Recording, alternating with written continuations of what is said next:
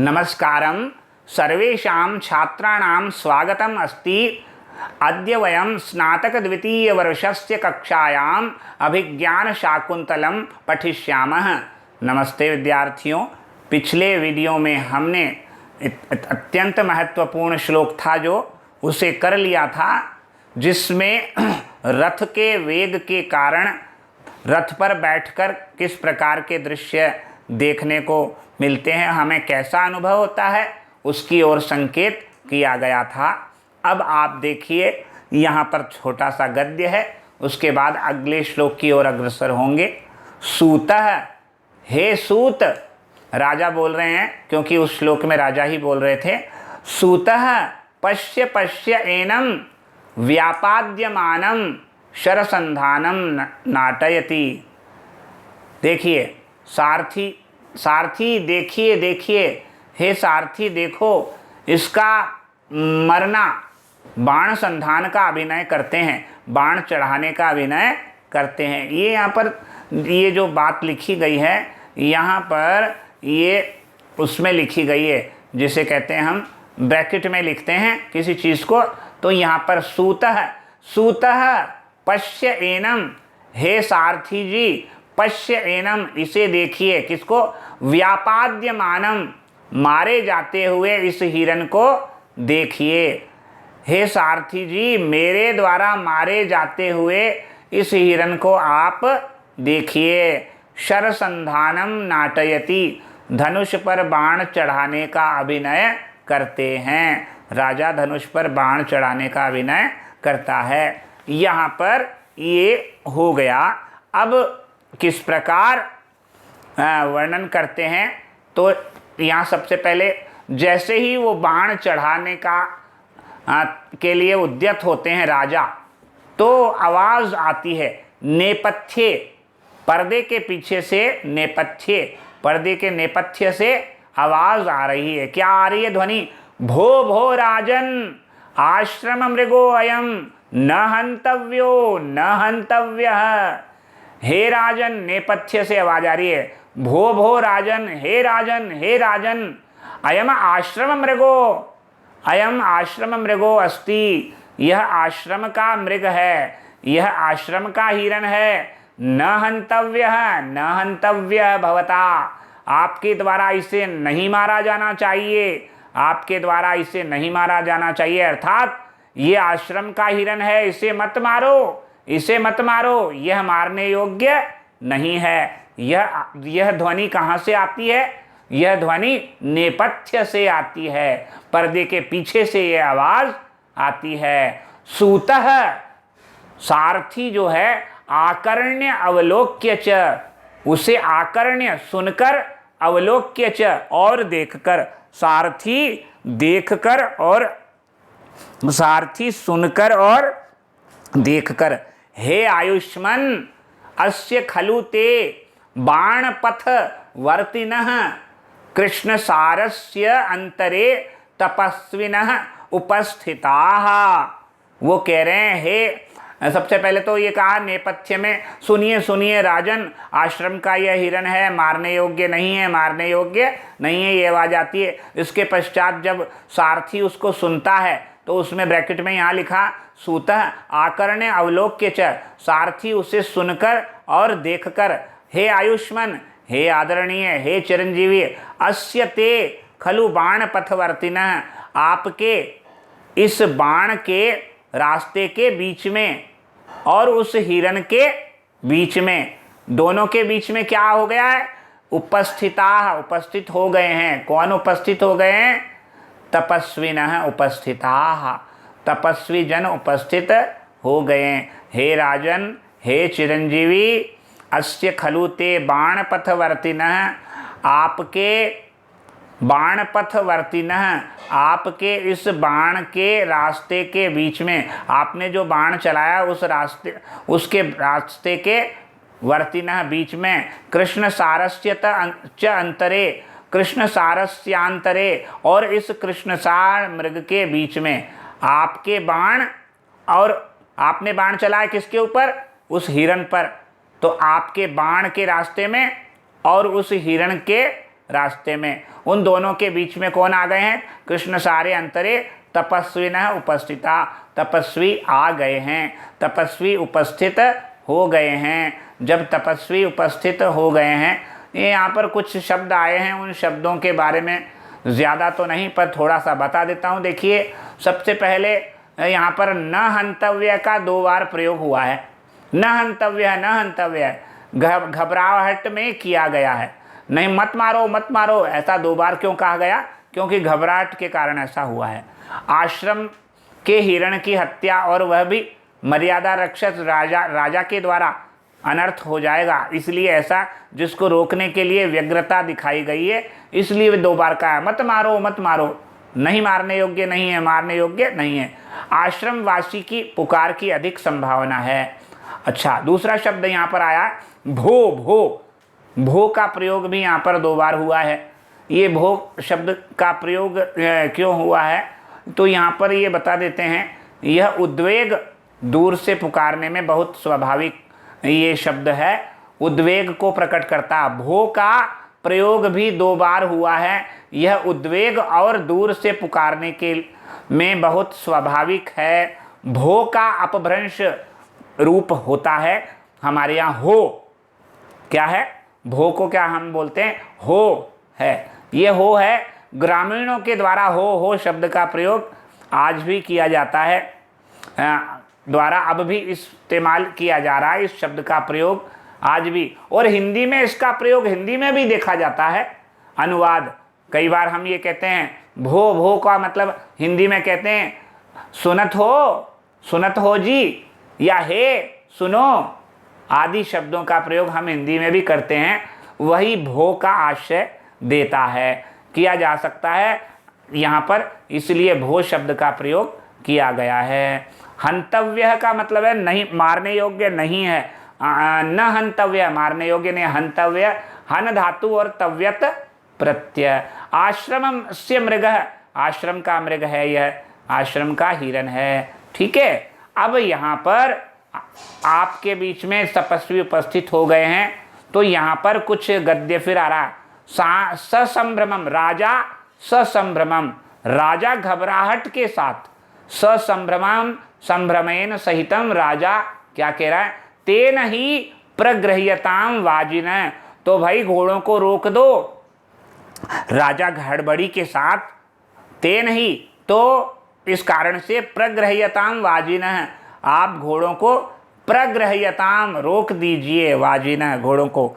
तो सूतः कहता है तथा रथम स्थापयति, तो वह रथ को रोक लेता है। सूतः मतलब सारथी, तथा रथम स्थापयति, सारथी रथ को रोक लेता है।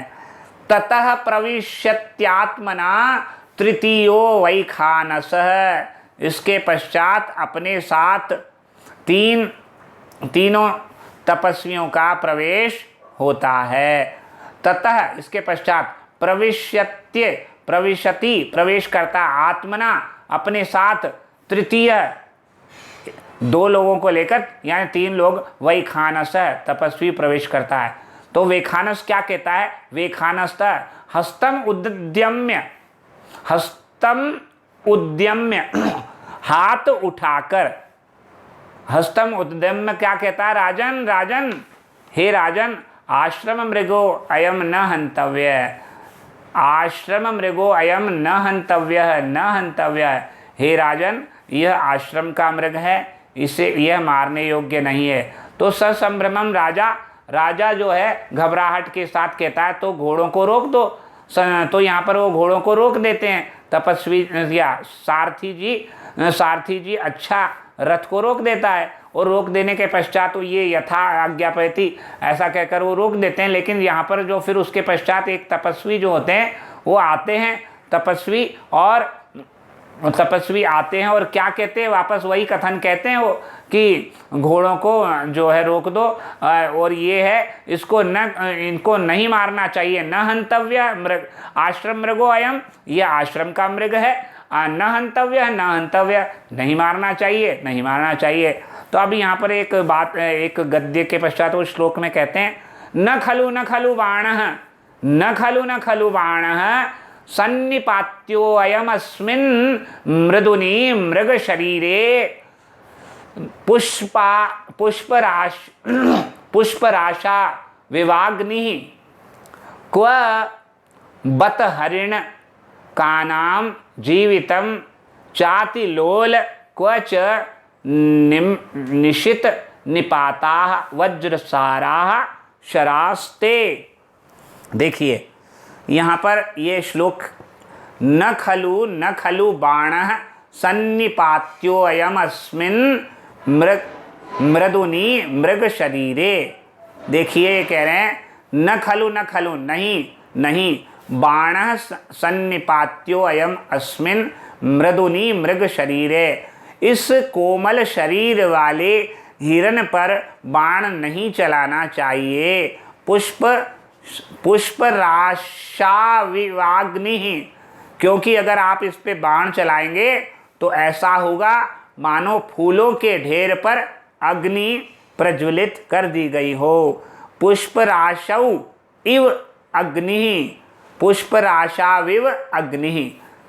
अगर आप इस पर बाण चलाएंगे तो ऐसा प्रतीत होगा इस कोमल शरीर वाले कृष्णसार नामक मृग पर यदि आप बाण चलाएंगे तो ऐसा लगेगा मानो पुष्प फूलों के ढेर पर अग्नि प्रज्वलित कर दी गई हो। तो क्व बत हरिण का नाम जीवितम, कहाँ तो क्व बत, कहाँ तो बेचारे कोमल हरिण का नाम, हरिणों के बच्चे जिनका जीवन चाति लोलम, जिनका जीवन कैसा है, बहुत चंचल है।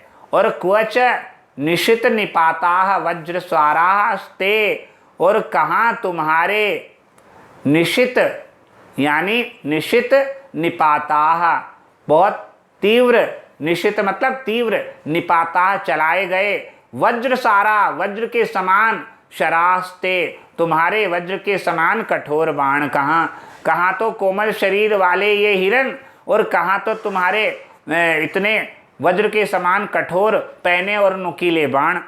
इसीलिए निवेदन है कि हिरण के इस कोमल शरीर पर यह बाण फूल के ढेर पर आग की तरह आप मत छोड़िए, क्योंकि हाय बत मतलब हाय बड़ा कष्ट है। कहाँ तो हिरण के छोनों का अत्यंत चंचल प्राण, कहाँ तो हिरण के बच्चों का अत्यंत चंचल प्राण, और कहाँ आपके तेज नोक वाले वज्र के समान कठोर शक्तिशाली बाण।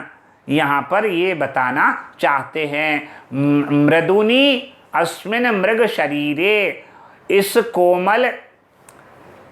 कोमल शरीर वाले हिरण पर अयम बाण, आपका यह बाण, पुष्पराशौ पुष्प राशि पर, अग्नि इव फूलों के ढेर पर अग्नि के समान, न खलु सन्निपात्यः, मत छोड़िए, छोड़ने योग्य नहीं है। बत बहुत दुख की बात है, क्वच अति लोलम हरिण का नाम जीवितम, कहाँ तो अत्यंत कोमल और हिरण के बच्चों का यह कैसा हरिण का नाम जीवितम, कहाँ तो कोमल हिरण के बच्चों का प्राण चंचल प्राण, और क्वच निशित निपाता वज्रसारा ते शरा, और कहाँ यह निशित तीक्ष्ण क्या, निपाता छोड़े गए, वज्रसारा वज्र के समान कठोर, ते शराह तुम्हारे बाण। ये यहाँ पर बताना चाह रहे हैं। यानी संस्कृत के रूप में अगर समझेंगे तो मृदुनि अर्थात कोमले, अस्मिन् एतस्मिन् पुरः दृश्यमाने मृगस्य हरिणस्य शरीरे देहे अयम एषः तव बाणः शरः, पुष्पाणां प्रसूनानां राशौ चये अग्नि हुताशनः इव न खलु निवेदने, क्या है, सन्निपात्यः पातनीयः, यानी भवता बत अर्थात हंत, दुख की बात है, क्व कुत्र च अति लोलम अति चंचलम हरिणकानाम अनुकंपितानाम मृगाणाम जीवितं जीवनम क्व कुत्र च निशितः यानी तीक्ष्णः निपातः अग्रभागः येषां ते निशित निपाताः वज्रस्य कुलिशस्य, वज्र मतलब कुलिशस्य, फिर आगे लिखा है कुलिशस्य के सारः काठिन्यम इव, सारः कठिन्यम येषाम ते वज्रसारः, ते अर्थात तव, शराः अर्थात मार्गणाः, द्वौ शब्दौ महत् अंतरम सूचयतः उभयोः पक्षयोः। यहाँ पर आपको महत्वपूर्ण बात ये जान लेने योग्य है कि निवेदन कर रहे हैं वैखानस, हिरण के इस कोमल शरीर पर यह बाण फूल के ढेर पर रखे, फूल के ढेर पर मतलब प्रज्वलित किए गए अग्नि के समान हुए। अतः आप इस कार्य को मत करिए। आपसे यह निवेदन है कि हिरण के इस कोमल शरीर पर यह बाण फूल के ढेर पर आग की तरह है, अतः इसे मत छोड़िए, मत मारिए। कहाँ हिरण के छौनों यानी कहाँ हिरण के छोटे बच्चों का अत्यंत चंचल शरीर, कोमल प्राण, और कहाँ आपके तेज नोक वाले वज्र के समान कठोर बाण। दोनों में कोई समानता नहीं है। आप इतने बलवान राजा हैं तो इन तुच्छ प्राणियों को क्यों मार रहे हैं, ये यहाँ पर बताना चाहते हैं। तो यहाँ पर एक उपमा अलंकार का प्रयोग है। यहाँ फूल के ढेर से आश्रम के करुणा ललित हिरण की और अग्नि से बाण की तुलना की गई है। देख लीजिए, वापस से बता देता हूँ। यहाँ फूल के ढेर से आश्रम के करुणा और ललित हिरण की, करुण एवं ललित हिरण की, निरीह और ललित हिरण की कल्पना की गई है और अग्नि से बाण की तुलना की गई है। आशय यह है कि जैसे फूल की ढेरी पर आग छोड़ना उचित नहीं है, उसी तरह हिरण पर बाण छोड़ना भी उचित नहीं है। हिरण कोमल पशु है जो मामूली प्रहार से ही मर सकता है, अतः उसके जीवन को अत्यंत चंचल बताया गया है। और प्रार्थना में करुणा स्पष्ट है, न खलु का 2 बार प्रयोग हुआ है, आवेग व्यक्त करता है। और यहाँ पर पुष्प की जगह कई स्थानों पर पुष्प के स्थान पर तूल शब्द का भी प्रयोग प्राप्त होता है। यहाँ पर आपको मैंने ये श्लोक पूर्ण रूप से बता दिया है। कुछ शब्दों की टिप्पणी जो है उसको भी आपको बता देता हूँ। सन्निपात्य गिराने योग्य, छोड़ने योग्य, हरिणकः अनुकंपित मृग, जीवित जीवनम, लोल अर्थात चंचल, निशित निपात मतलब जिसकी नोक यानी लगना बहुत तेज है, तीक्ष्ण है, वज्रसार जिसकी कठोरता वज्र की कठोरता के समान है। व्युत्पत्ति के हिसाब से सन्निपात्य है, सम उपसर्ग, नी उपसर्ग, पत धातु और णिच प्रत्यय के बाद यत प्रत्यय और जुड़ गया। हरिणका, हरिणकः हरिण प्लस कन, हरिण शब्द है और कन प्रत्यय है। जीवित जीव धातु कत प्रत्यय, नपुंसके भावे कत, निशित नी उपसर्ग, शो धातु और कत प्रत्यय। निपात क्या है, नी उपसर्ग पत धातु घय प्रत्यय। समास विग्रह मृगस्य शरीरे मृग शरीरे षष्ठी तत्पुरुष, पुष्पाणाम राशौ पुष्प राशौ षष्ठी तत्पुरुष।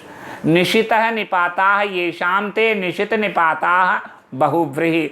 वज्रसाराः वज्रस्य सारः इव सारः येषां ते वज्र इव सारः येषां ते बहुव्रीहि। छंद यहाँ पर मालिनी छंद है। देखिए प्रस्तुत श्लोक में कौन सा छंद है, मालिनी छंद है। तो अब ये मालिनी छंद आपको समझ लेना है। तो मालिनी छंद का लक्षण मैं आपको बताता हूँ। सबसे पहले हिंदी में बताता हूँ। मालिनी छंद के प्रत्येक चरण में 15 वर्ण होते हैं। मालिनी छंद के प्रत्येक चरण में 15 वर्ण होते हैं, जो क्रमशः नगण नगण मगण और यगण यगण के क्रमशः होते हैं क्रम में।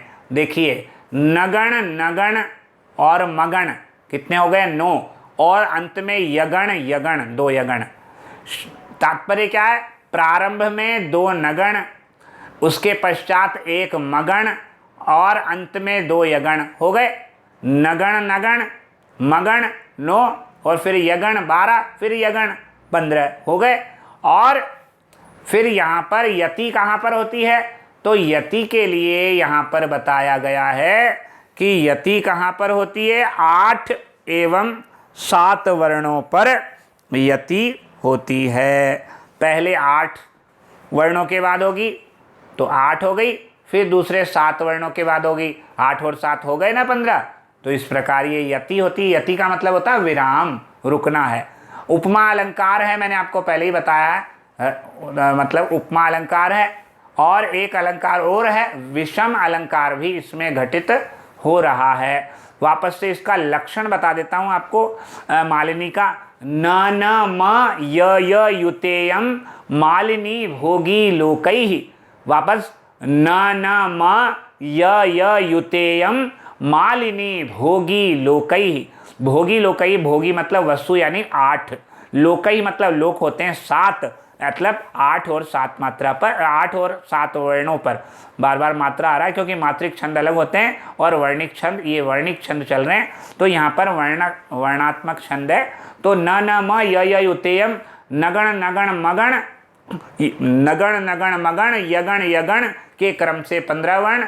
मालिनी भोगी लोकैः, भोगी मतलब वसु और लोक मतलब 7, यानी तात्पर्य क्या हुआ? 8 और 7 वर्णों पर यति होती है। ये वह छंद कौन सा होता है? मालिनी छंद होता है। एक उदाहरण जो है मालिनी छंद का, बहुत प्रसिद्ध श्लोक जो है ये उदाहरण है। आगे भी हम पढ़ेंगे।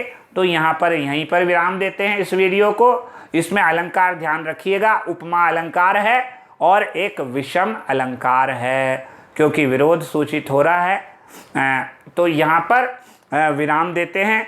आज के लिए इतना ही। नमस्कार, धन्यवाद।